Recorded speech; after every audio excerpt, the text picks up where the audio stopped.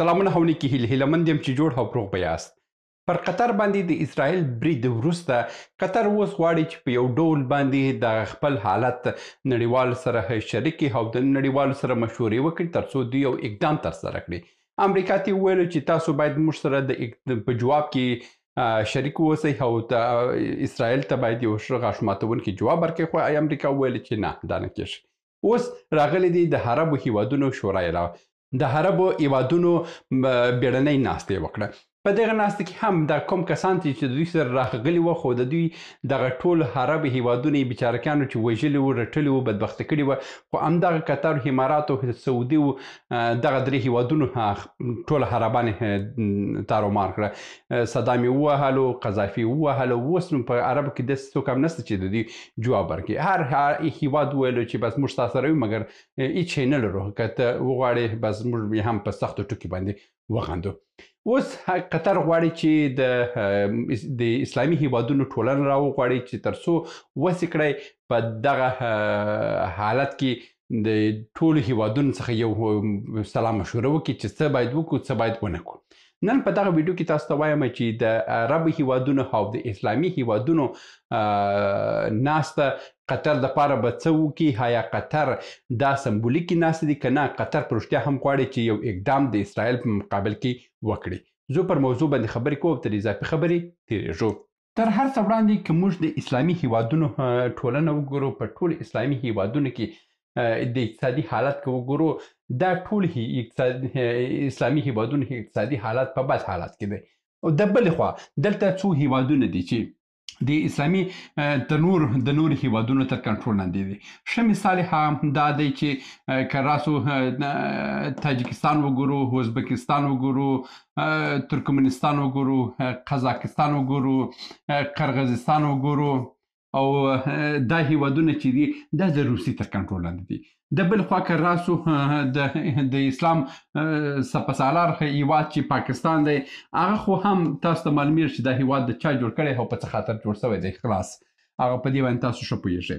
که راسو د افریقا هیوادونو ته چې کوم اسلامي هیوادونه دي، په هغه هیوادو کې هم داسې قدرت او داسې زړورتیا او داسې اقتصاد د دوی سره نشته چې ترڅو وسې کړی دوی د اسرائیل په مقابل کې ودرېږي. که بیا راسو دلته د هغه بنګلادیش وګورو، یا بیا که اندونیزیا وګورو، مالیزیا وګورو، دا هیوادونه وګورو، دا هیوادونه هم په مستقیم او غیر مستقیم باندې د امریکا تر خبرو نه اوري، دوی د عربو خولې ته نه ګوري. بیا که راسو د عربو هیوادونو ته وګورو، د عربو په هیوادونو کې د دوی قدرت څنګه دی. که حواله کې عراق ته راسو، عراق توان د مقابلې نه لري، سوریه د مقابل توان نه لري، لبنان توان نه لري، یمن توان نه لري، او که راسو هغه قذافي او دا نور دا منطقې ته وګورو، که هر هیواد ته وګورو د عرب هیوادونو زور نور د دوی سره څه نشته، او چې قدرت دی، پیسې دي او هر څه دي، هغه د دغه درې هیوادونو سره دی چې یو سعودي دی، بل قطر دی، بل امارات دی. دا درې هیوادونه دي، همدغه درې هیوادونه خپل ټول شتمنۍ لري او خپل ظرفیت لري او د امریکا سره ښه اړیکې لري. نو دغه د عربو ناسته دي هم چې هغه بله ورځ کې جوړه سوې وه، په هماغه ناسته کې هم ټولو خپل دردونه وویل چې ولا چې ښه کار نه کړي، غلط کار کړي، دا کار کړي، دا کار کړي، نه هېڅ بس تر سره یې تېر کړه. خو د مسلمان هیوادونو جلسې کې هم همدغه خبرې دي، اضافه خبرې نشته. بلکې راسو دلته یو بل استثناهي ملک چې راسو هغه ترکیه ده. ترکیه چې ده هغه په خولې باندې مسلمانۍ کوي، مګر په حقیقت کې هغه د ناټو غړی دی او د ناټو تر خبرو نه تېرېږي، او نه هم د امریکا تر خبرې تېرېږي، او نه هم اسلامي هیوادونه دومره ارزښت ورته لري. دا یو سمبولیک ډول باندې دی. بیا که راسو هاخوا ته حسن آذربایجان دی او دا ټول هیوادونه وګورو، دوی د اسرائیل په مقابل کې دوی سر نشي پورته کولی، ځکه چې نه اقتصاد لري نه هم دومره ظرفیت لري. یو بل هیواد پاته دی ایران چې دی، هغه همدا اوس هم وایي چې وروره راسه حاجبه زما جګړه د اسرائیل سره سته، تاسو ټول راسه ما سره مقابل یو ځای سئ، زه به تاسو ته موشکان هم راکړم، قطر واخه پر اسرائیل باندې وډزوه. مګر د قطر سره دومره زړورتیا نشته چې دی د ایران څخه موشک واخلي او دی په اسرائیل باندې وډزوي. دا ټولې سمبولیکې ناستې دي، دا ټوله سمبولیکې خبرې دي، دا ټوله د وخت ضایع ده او په حقیقت کې هیڅ هم نه کېږي. اوس بل ته یو خبره د هغه د اسرائیل د بمباري خبره ته تاسو ته وکړم. په هماغه ورځ کې چې کله هم بمباري سوې ده، په دغه بمباري کې چې کله د اسرائیل الوتکه راغلې ده، جنګي الوتکه دلته یې بمباري کړې دی او د دې کتره څخه یو ټانکر او ټانکریز الوتکه پورته سوې ده. همدغه د اسرائیل F-15 تیارو ته تیل ورکړي دي او برته په قطر کې کښته سوې ده او د قطر څخه چې کښته یو ساعت بعد هم انګلستان بیا د حمله وغندل چې دا ډېر غلط کار سوی دی، خو د بل خوا ته تیل یې ورکړه، داسې یې ورکړه. د بل خوا که وګورو، په قطر کې یو تر ټولو قوي رادار دی، داسې نه ضعیف اوسي چې رادار او نه هم قطر خبر نه و چې دا کار کېږي.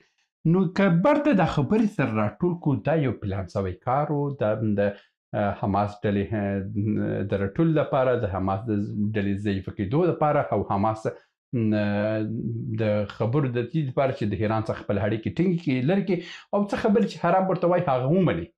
نو دا ناستې چې کله کېږي، که هغه اسلامي ناستې دي، که هغه د عربو هیوادونو ناستې دي، که هغه قطر او د امریکا ناستې دي، دا ټول سمبولیکې دي، دا د یو میډیا په خاطر باندې خبرې دي، دا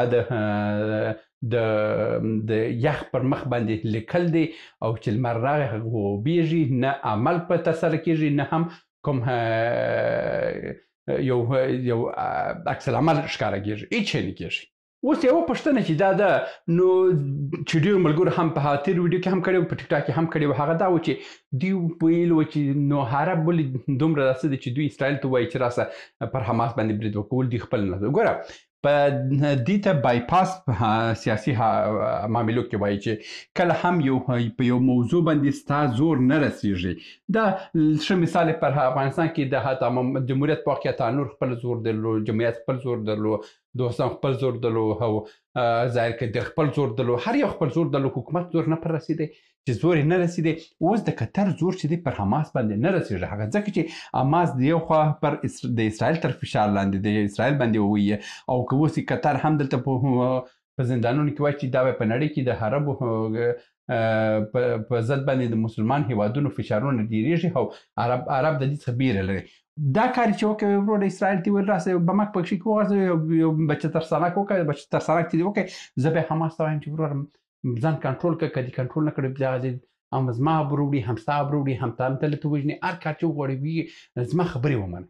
نو دلته بایپاس ویل کېږي، بایپاس ویل کېږي او دا یو د فشار حلقه کې پر باندې پرېښولې چې وروره داسې مه کوه، جنجال مه کوه، دا جنجال موږ لپاره هم په ګټه نه دی، ستا لپاره هم په ګټه نه دی. نو دغه حالت دی، که اسلامي شورا ده، که عربو شورا ده، که جلسات دی، که هر څه دي، دا یو پلان سوی کار و، د پلان په اساس باندې ترسره سوی دی او هیڅ شی به هم ترسره نه سي. دا و د نن ورځې ویډیو، هیله مند یم چې څه مو ترلاسه کړي اوسي. در بیا هم په الله سپارم. ښې چارې. سلامونه. موږ ډېر موضوعات جوړ کړي دي. که سیاسي موضوعات غواړئ ووینئ نو دلته کلیک کړئ، او که غواړئ اقتصادي موضوعات وګورئ نو دلته کلیک کړئ، او که غواړئ چې د تل لپاره راسره واوسئ نو دلته کلیک کړئ او چینل سبسکرایب کړئ. مننه.